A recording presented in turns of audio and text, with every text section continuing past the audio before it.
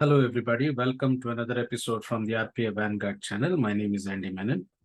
In this video, we are going to be talking about how to build dynamic drop-down lists by integrating the drop-down controls of the UiPath apps with data service. Let's get started.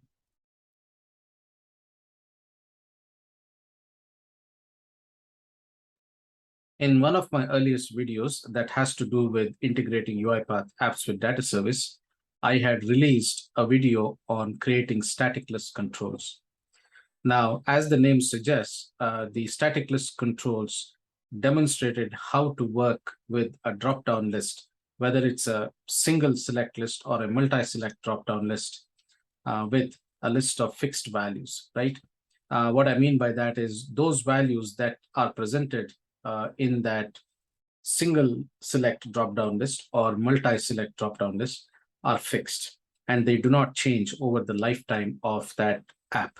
In this video, we not only talk about static list controls, we also talk about certain UiPath apps, functions, and expressions that you will find very useful when working with static list controls or drop-down lists. So we'll be revisiting some of those concepts here very briefly, just to showcase the difference between what a static list control is and what a dynamic list control is. But if you watch this video, you can really get started with some of the core concepts on drop-down lists.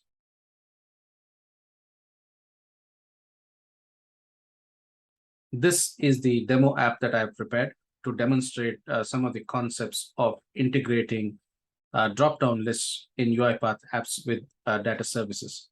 Now, the drop-down list might be a single value drop-down list or multi-select drop-down list, just like the one you see here.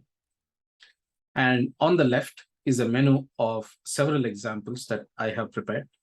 And as we go to the examples, you will observe that the next example gets a lot better than its preceding example, right? And in that process, we will see what are the options available to us in order to make the experience of having to build and maintain dynamic or data-driven drop-down lists easier in UiPath apps. Before I begin, I would like to clarify that I have selected the multi-select drop-down list for most of the examples here. The reason being that I've already demonstrated a single select drop-down list control in that video I just pointed out to you on the RPA Vanguard channel. And the second is because we are dealing with multiple values, this type of drop-down control, which is the multi-select drop-down control, is a better candidate to explain all the concepts, right?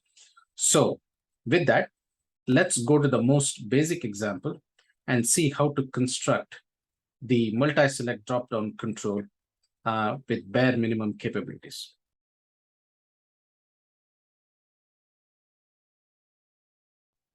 Here is the first example. I call it the hardwired demo, and that is because I am working with a drop-down list, a multi-selected drop-down list that operates with a fixed set of values.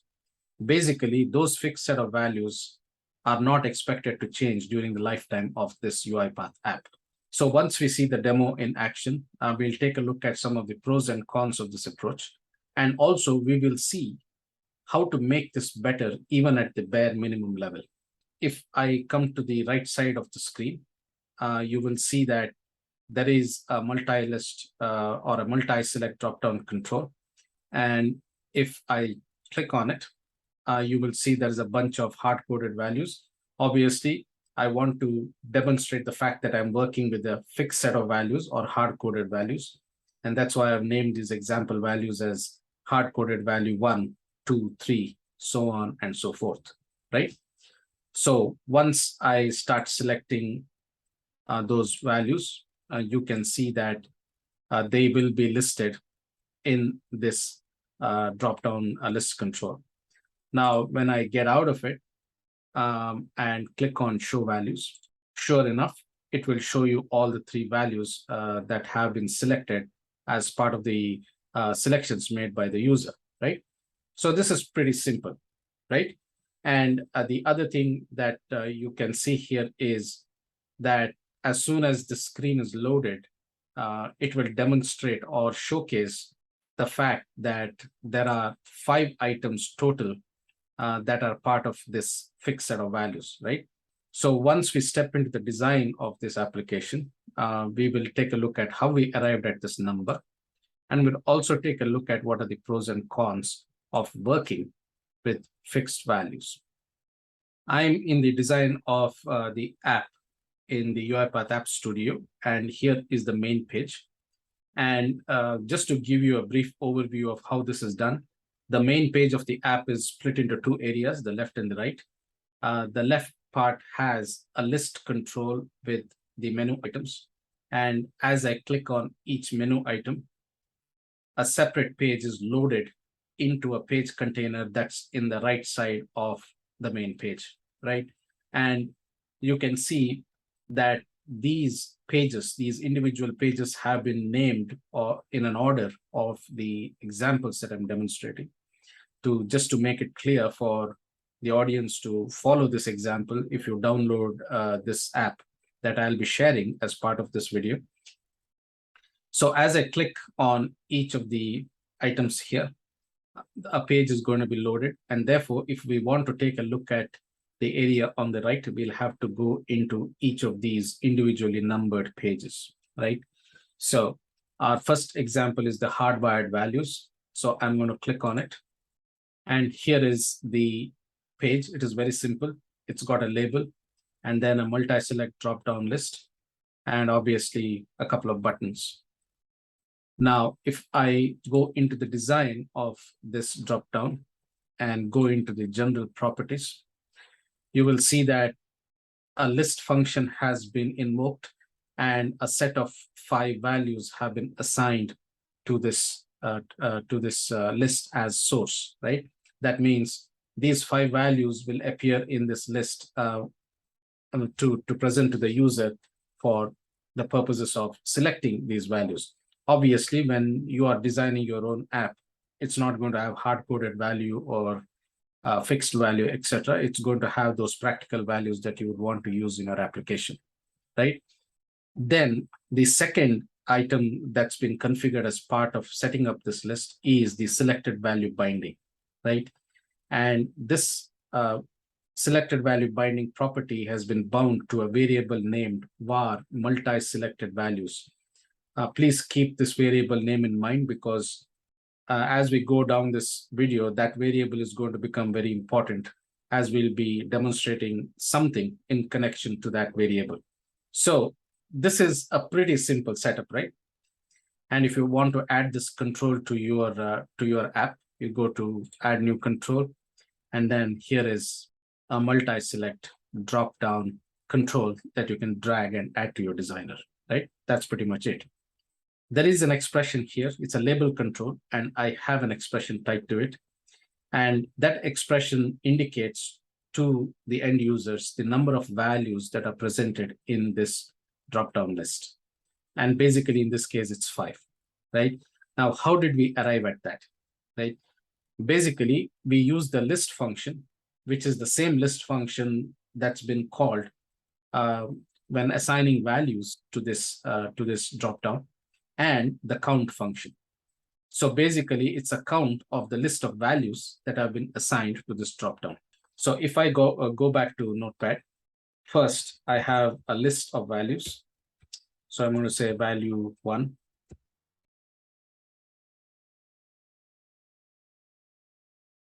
So I have a list of fixed values, right? It does not matter what I put in here. It indicates that they are fixed hard-coded values. And if we want to get a count of the list, we invoke the count function. And because there are 5 values in this list, it is going to return a number, which is 5.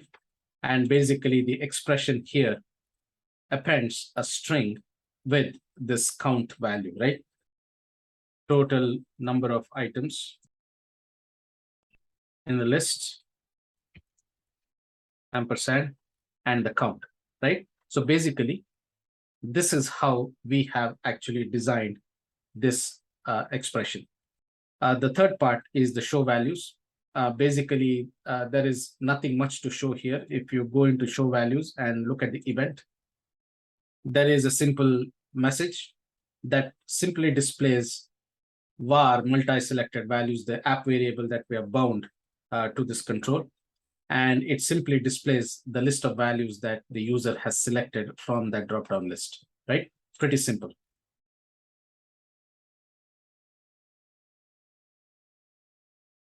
Here is the issue with this approach, right? It is very simple, very easy to set up. It's great if you are setting up a small application and you surely know, positively know that the hard-coded values are not going to change for life, right? But that's okay. But even then, there are certain places where you can make this better, right?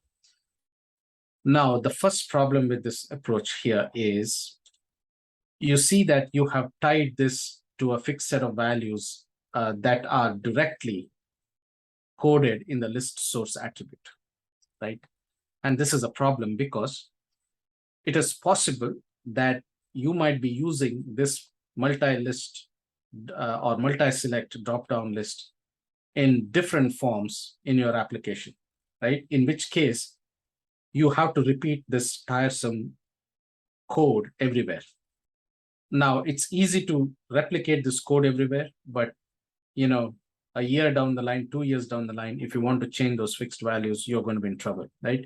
Basically, you have to hunt down every drop-down list, and you have to make sure that the values are changed everywhere. If you don't do that, then your changes will be incomplete, and it's possible that the app will be rolled out with a bug, right? Therefore, this is not a very sound approach. Now, the same thing applies to this expression as well, right? If you look at the expression, the code has been repeated twice, right? You have the list function called twice, and then you have made this very complex for no reason.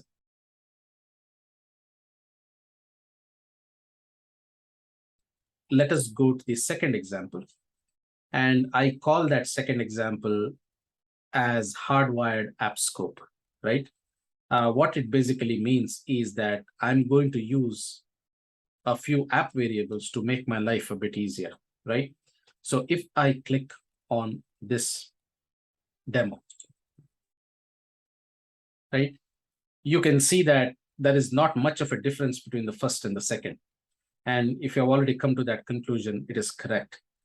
There is, on the surface, there's not much of a difference except for the change in color, right? So if I click on this, the same thing happens. And if you say show values, it shows the 3 values. Big deal. What's the change, right? So let's go back to the design of this page and see what we have changed. So back in the design studio, I am going to look at the second page, and I'm going to click on select fixed values. Here, if you look at the list source, it's been assigned to an app variable named drop-down list fixed values, right? Now here I've changed my convention slightly. I have made this all uppercase. That's because the drop-down list values are fixed set of values, and I'm expecting them not to change. So basically, it's like a constant. That's the single most important difference between the first page and the second page, right? The selected value binding remains the same. Now, let's go into the expression. Here again, if you look at this, we still call the count function, but the list function is gone. And we are saying, get me a count of the variable drop-down list fixed values. So you can see the difference between the first approach and the second approach. The first expression was extremely complex. The second one has been reduced down to almost nothing, right? So let's look at that function or expression first, and then let's go back to see what's in this DDL fixed values and where have we initialized that variable, right?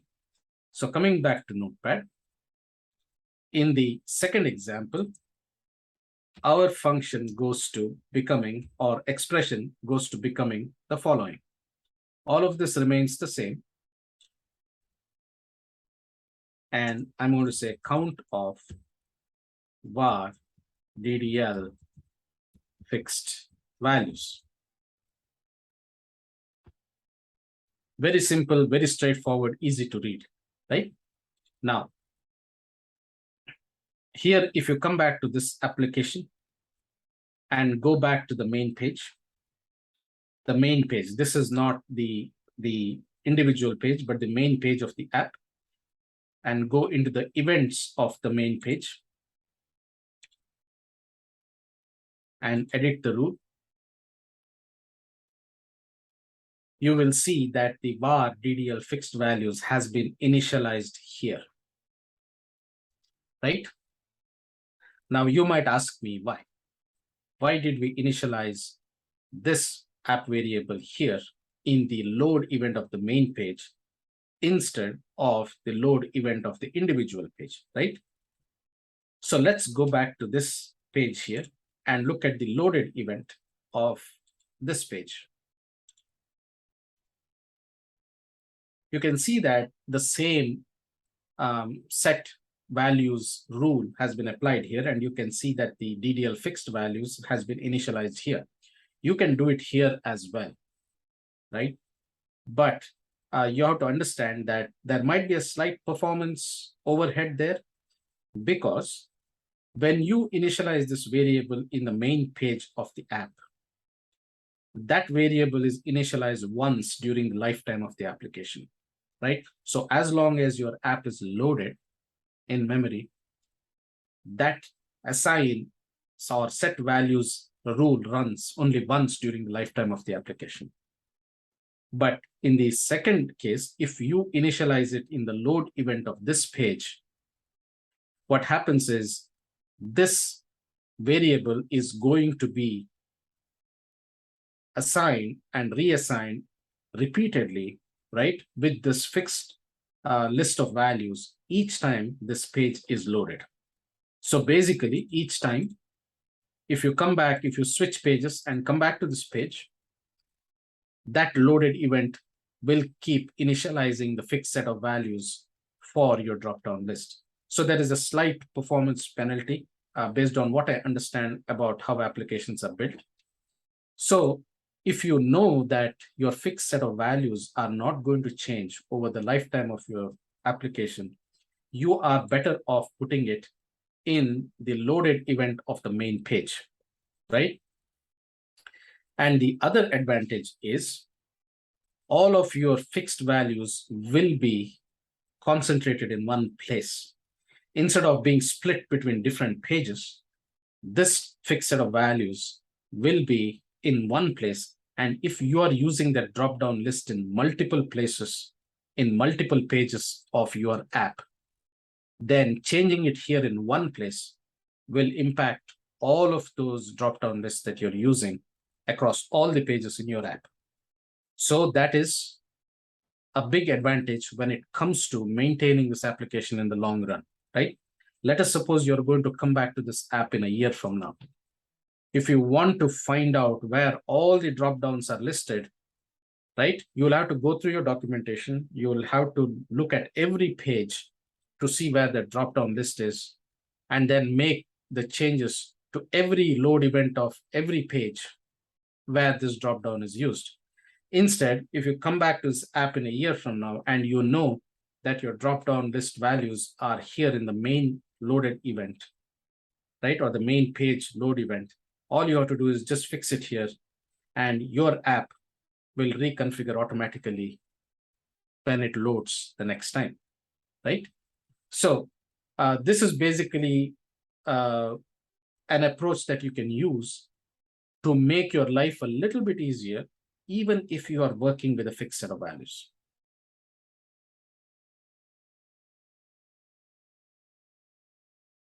We are now going to step into the third demo named Unfiltered Demo, right? This is where we'll be getting into the concept of integrating this multi-select drop-down list with data service, right?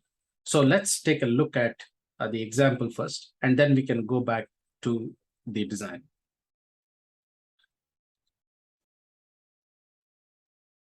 So again, this looks similar to other pages, but you can see the difference. Here it says that the count of unfiltered items is 33. And then when I click on this dropdown, you will see a large number of values, right, listed here. You can see they are completely different, and they are many, in fact, 33 of them. So you can see why you might want to build a list control or a drop-down list that has values that are dynamic in nature, meaning they're stored someplace and you are going to load those values from that area where you have stored those values, right? Because if you go back to Notepad and if you write a function to use 33 fixed values, you can imagine how that function or expression is going to look like, right? So you see, in the long run, it is not really a good idea to work with fixed values, right? We are in the data service of the same instance of the automation cloud where this app is hosted. And here is an entity. It's named Dropdown List Values. Obviously, the name indicates what it does. And here is the description. And if I get into the entity and look at the fields, it's very, very simple. It has a single column. The primary column in this entity is named list value. Basically, any value that must appear in a single select dropdown or a multi-select dropdown or any list control, that value has to be in this column, right? And it's called list value. The second important column is whether that value is active, meaning if that value is not active, then it must not appear in a drop-down list. But if it is active, then it must appear in the drop-down list. The next part is basically the group name, right? I will come to the group name when we go to the next example. But for now, let us leave it at that. For this example, we'll focus on just the list value, right? So if I go to data and look at the list values, you will recognize some of these. They're obviously what you saw, those 33 values that you saw in the dropdown, right? And the number of values, as you can see, are 33. And if I go to the next page, you can see all of these values are listed here. And what we have done basically is we have pulled this entity into our app, right? We are not going to get into the detail of how we did the integration because that's already been discussed in other videos on the RPA Vanguard channel. So let's go back to the design of this app and see how we have integrated the entity with this drop-down list, right? So if I go to the entities node here in the App Studio, you can see that the drop-down list values has been pulled in, and this entity has been is visible to this app. Now, if I go to the design of unfiltered data values and get into this drop-down list, here you can see that the list source has changed. It is no more a fixed set of values, right? It is called drop-down list values. Now, how did we do that? Basically, what we did was, if we click on this list source, here is the entity. We have to drag this entity into the list source, right? So our list source is a data service entity named drop-down list values, right? That's the first important change. The second important change, which is very important, is you have to tell the drop-down list control which column of that entity, right, is going to be listed in this box, in this drop-down list, right? And that column name is list value, right? So if I drop down list and if I say list value, because the list value is the one which contains all the values that need to be displayed in the drop-down list. I drop it in here, right? So this is required. If your list source is an entity, then the column name is important, right? It's a required value, right? So that is the major change here. Now you can see how you have, at the bare minimum, at the most basic level, integrated a drop-down list with a data service entity, right? And next, we go to the expression. This time, it is the very same expression, except the change is going to be pretty simple. It's going to be the total number of records pulled from that entity, right? So my function is going to change, and it's going to say name of, or let me say entity name, right? Entity DS data service entity name. So this is how simple it is for you to build a dynamic drop-down list that's driven by values pulled from a data service, right? Everything else remains the same, right? So if I go back to the demo, if I click on a bunch of values, everything remains the same. So I clear and I'm out, right?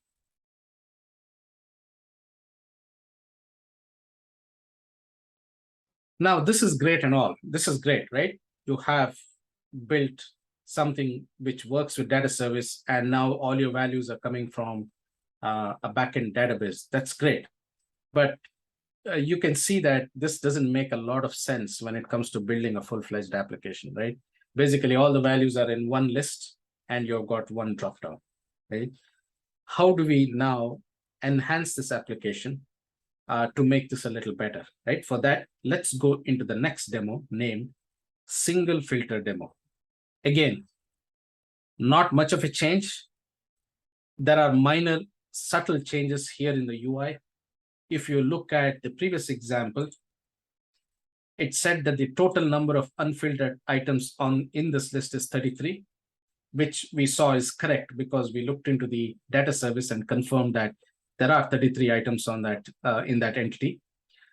But if you come back to this example, it says total active items is 30. So if you click on this list and if you count the number of items here, there will be 30 items in this list, right? So why did that change? If I go back to my entity again, I did mention that the second important item or the column in this entity is active. Now you can see by default, they're all active, right? But I have the ability to turn them off if I don't need them to be listed in the dropdown. Now, let us imagine you are having an app, which is an online store, and you are selling laptops. And imagine that a couple of models of the laptops are discontinued by the manufacturer. Now, you don't want to release an entirely new app version just because a couple of models have been discontinued by the manufacturer, right? So what you do is you come back to this list, this drop-down list, and then you turn off the items that have been discontinued, right? So if I navigate down this list, right, you will see that most of the items are marked as active, yes. But if you look at some of the items, they are marked no, right? And if I go to the next page, a couple of other values are marked as no. So there are, out of the 33 records, 3 records are marked no, and therefore the remaining active records are 30, right? So if I come back here, it says that there are 30 items on this list. Now, just for the sake of demonstration, let me close this out and go and change or switch some more items on this list to no, right? I'm going to come in here and I'm going to, it does not matter which items we are turning to no. I'm just going to turn a few of them to no, maybe a couple more. And I'm going to come back and publish this or preview this app once more. And if I go to single filter demo, you can see that now the new count is 28, right? So 3 plus 2 items were deactivated, and automatically the list has reconfigured itself. Coming to active data values and going into the dropdown, now you can see that we are getting a bit more better at working with this dropdown list, right? Here you can see I have invoked the filter function to run a filter on the list of values that are going to be assigned to this dropdown. So the filter says, filter the dropdown list entity and give me only those values where the active flag is set to true, right? So if I go back to Notepad and write that function, this is how it's going to look like. It's going to look like is equal to filter, open brackets, entity name, comma, open brackets. A filter is written within square brackets, and the name of that column is dot active. Remember, the active is the name of the column in the entity, and comma equal to. And one more thing you have to remember, it's a Boolean value. So if you go back to the data service and look at the active, it's either a yes or a no. So it's Boolean. And therefore, if I come back to Notepad, I say true.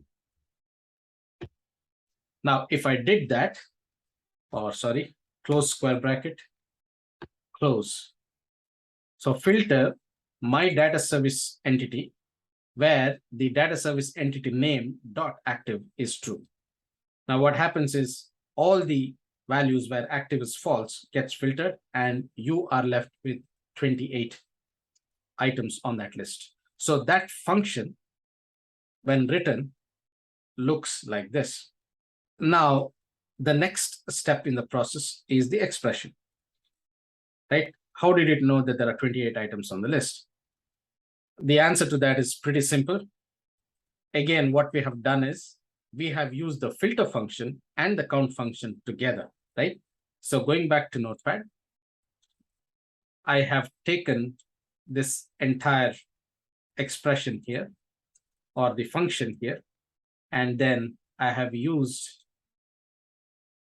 this part of it and count of filter, open bracket, close bracket, right? And one more thing, do not get confused between the filter function and the lookup function. The lookup function returns only one value after it applies a filter, okay?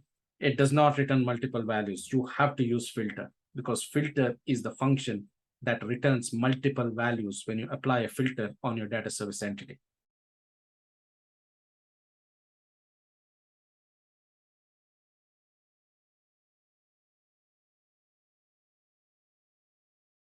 All right, this is fantastic, because now we have gone from listing all values in one dropdown to listing only those values that are active in your data service, right? That's good, but that's still not good enough, because there's no practical application where every value that you have in your data service is going to be listed in a single dropdown. There's no way. That's ridiculous, right? So how do we make this better, right?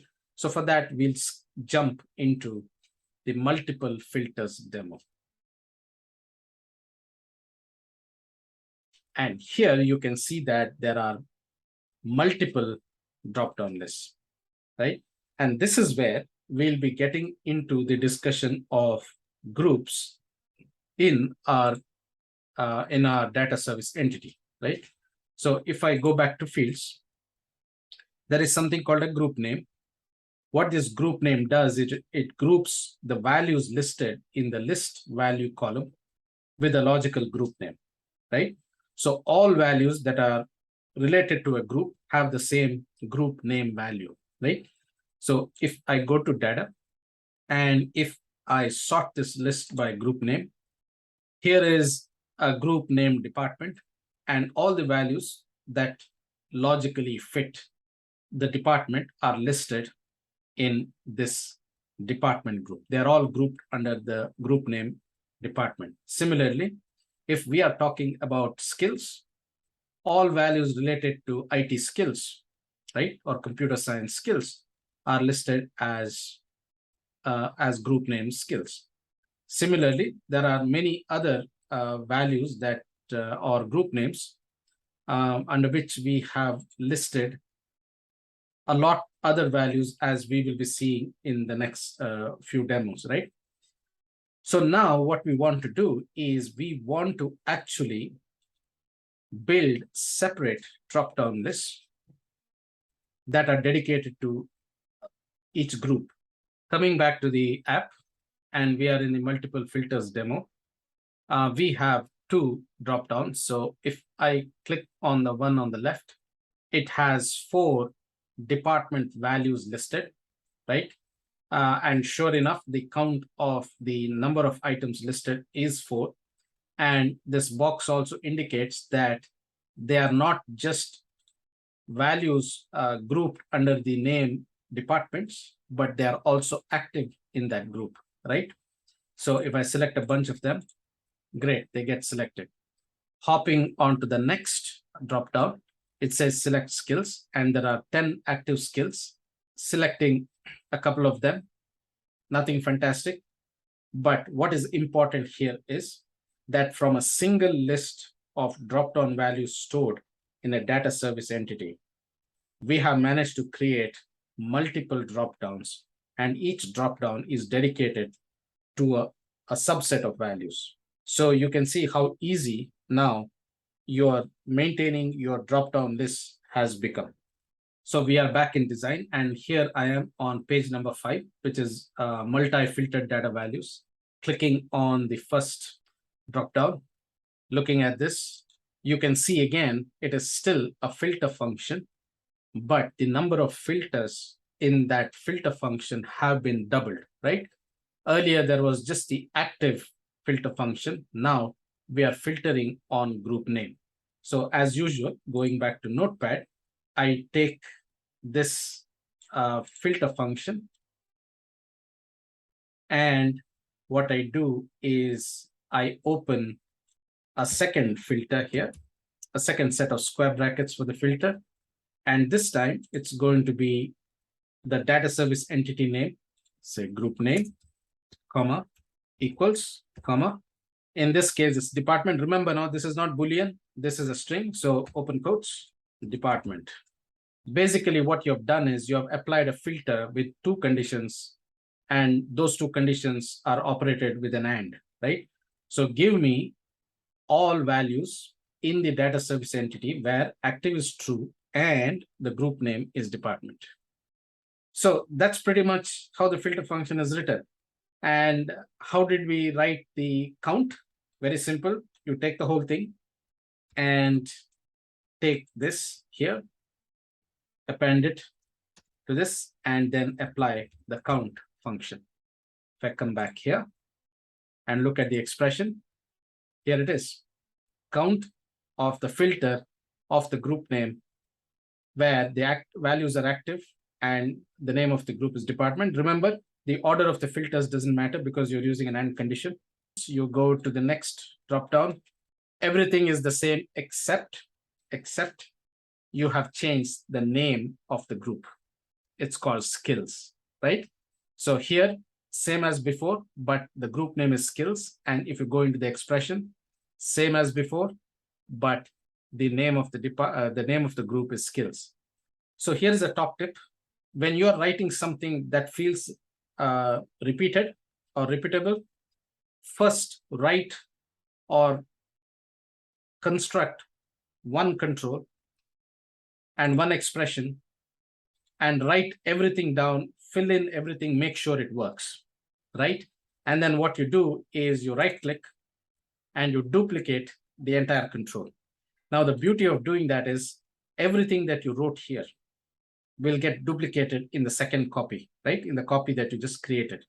All you have to do now is take that copy, place it correctly in your designer, and then go in and change a few minor values to adapt or repurpose your new control to the to what it's required to do, right?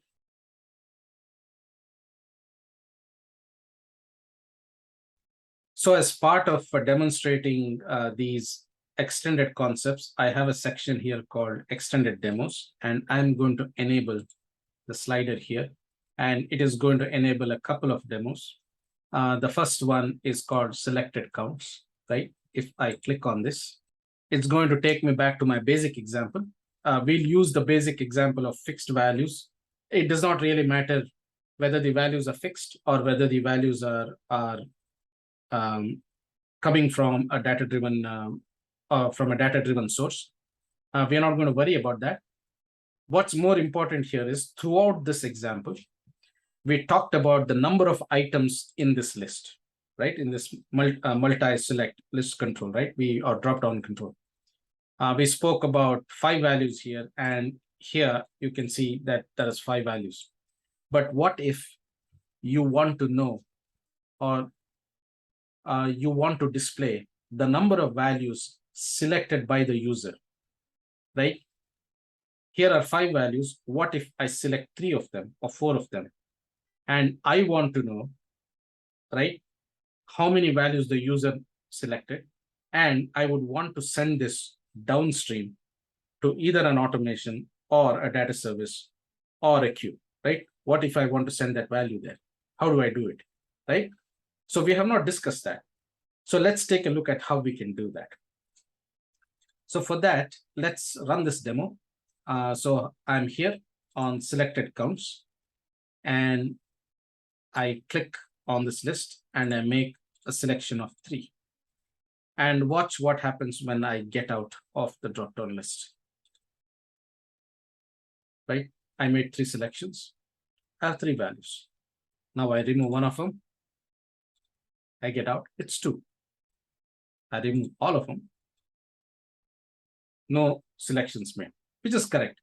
So how did we do that? Let's go back to the app and look at the selected counts design. I am on page 6, selected items count. And here is, you won't see it here, but there is this expression that says header hardwired, which is okay.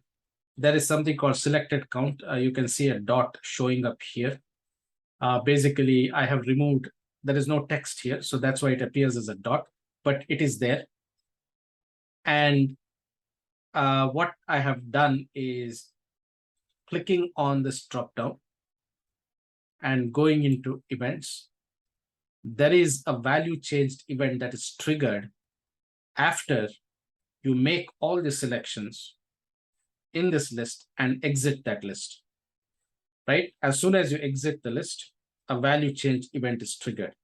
And we are going to implement a few rules in this value changed event to get the count of the number of items selected by the user, right? Going into edit rule of this value changed event, I have another app variable. It's called var multi-selected count equals the count of var multi-selected values.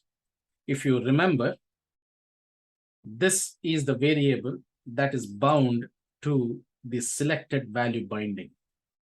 Please keep this variable in mind because in the next demo, it is going to be very, very important, right? So it's called var multi-selected values. I'm going to write that down here. Right? I don't need all of this. I'm going to remove this. And I'm going to say var multi-selected values. Going back to the demo, if I select 3 values, and if I say show values, this is the variable that's being displayed, right? The var multi-selected values is the variable that's actually being displayed. So the count of the number of items in this variable is the count of the number of items we have selected. Therefore, our expression becomes equal to count of var multi-selected values, and that value has been assigned to this variable. It's called var multi-selected count, right? And in the next set values rule, what I've done is I've assigned that value with an expression to this control named selected count, right? So basically that selected count is nothing but a label control. I have dragged that in here and I have assigned an expression saying number of selections made is var multi-selected count. That is how you get the number of items selected by the user.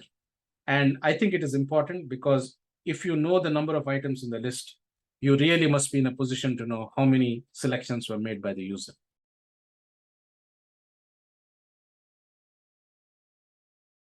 Finally, we are back to the last demo in this series, and I feel that it is very important. And it is good to know it is possible that you will need this someplace. So I'm going to demonstrate it. And I'm going to use all the concepts that I used in all of these individual examples to demonstrate this interface.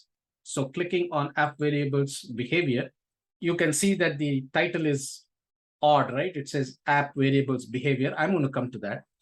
And here is an app that I have, or an app interface that I have created with multiple drop-downs. 3 of them are multi-select, 2 of them are single select, but the concept is the same, right? And here you can see that all the items that are active and named RAM are grouped in one list. Everything named storage is in another list, and everything named display is in another list. Now, going back to the entity, you can see that there are multiple groups here. One is called display, another is called storage, the other is called RAM. And there are based on the sort order, you can see there are multiple lists. And finally, I have a couple of single select drop-down. And here, whatever value you select, there's only one value. And here is the extended warranty, and here is the shipping option. Now, what I'm going to demonstrate here, or what you're going to see in this demo, is how a UiPath app changes its behavior based on how you make selections in this interface. That's number one, right? The second is this UI will demonstrate how you are going to reverse everything that we discussed in the previous examples. In the previous examples, we took a single list and we split it into multiple dropdowns. In this example, we are going to reverse that process and we are going to see how to merge all the selections made in some of the dropdown lists here back into a single list, right? In that process, we'll be looking at the very important concept of how a UiPath app variable behaves. So let's start with the first demo. I'm going to make a few selections from just these multi-select dropdowns, right? I'm going to go in here and I'm going to buy a bunch of memory sticks. I'm going to buy a 1 terabyte disk, an SSD, and I'm going to go for the graphics card. Watch what happened as I made these selections. If you're not already, observed, all the items that I selected are listed here. Now let me go back and undo all of them. Everything in this list control is gone, right? So again, I'm going to make my selections. All the values that I selected have been merged into one list. If we come back to the design and get into this UI, observe that all the drop-down lists, all of them here, including the single drop-down here, all of them have the selected value binding bound to that variable that we talked about, var multi-selected values. That's why I said this variable is important. With just that change, you can merge all the selections in your multi-select dropdown into a single app variable. And the beauty of the whole process is this app variable will behave as a list, right? The data type of that variable is list. right? Keep that in mind because I'm going to run another demo that will show you how this variable behaves. The next thing is, if you look at this list control, this is a list control. I have assigned the list source for this list control to be the very same variable that has been assigned as output to these dropdowns, right? Very easy. And because the var multi-selected values behaves as a list, you can assign it as source to the list control. Remember, you can assign only a variable that is a list to a list control. You cannot assign a string. So that is the beauty of the app variable. You see how it behaves as a list control that you can use in multiple places, right? That's the first concept. Now, watch what happens when I make selections from one or both these controls, right? I'll make a selection of the extended warranty, right? Watch what happens to the UI. Everything that we selected is gone. This demonstrates the dynamic behavior of a UiPath app variable. When we made selections from the individual drop-down list, all the multiple values were assigned to that app variable and it behaved like a list because the selections that you made came from a multi-select drop-down control, one or more of them. So basically that app variable adapted and it became a list of values. And that is how we were able to assign that list to this list control here at the bottom of the screen. But when you made a selection from one of the single select dropdowns, it's also been assigned the same variable.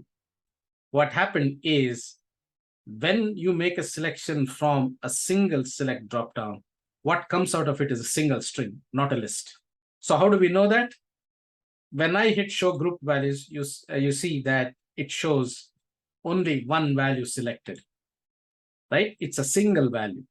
Now watch what happens if I click on the second selection, and if I hit show group values, you see only one value can be selected at a time. And because I've assigned these two dropdowns to that same variable, it can hold only one single string value.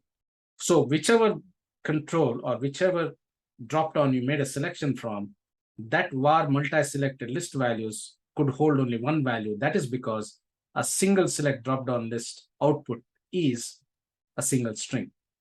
And the beauty of this whole process is that based on the type of controls from where you selected your values, that app variable changed its behavior, right? And what you saw was a real-time change in the behavior of a UiPath app variable. Now, let me reverse that behavior again. I'm going to go in here. I'm going to start making my selections. The app variable has changed back to a list. So remember, the advantage of this setup is you can take all the selections you made from one or more multi-select drop-down list and merge all of them into a single variable. So if you want to send all of these selections as a single list to your downstream process, you can do that with a simple setup like this.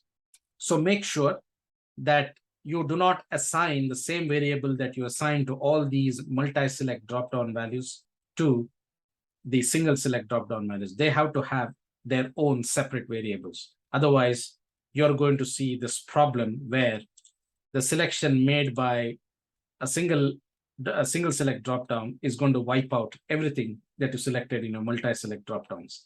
But what's important here is you saw how the behavior of the UiPath app variable changes.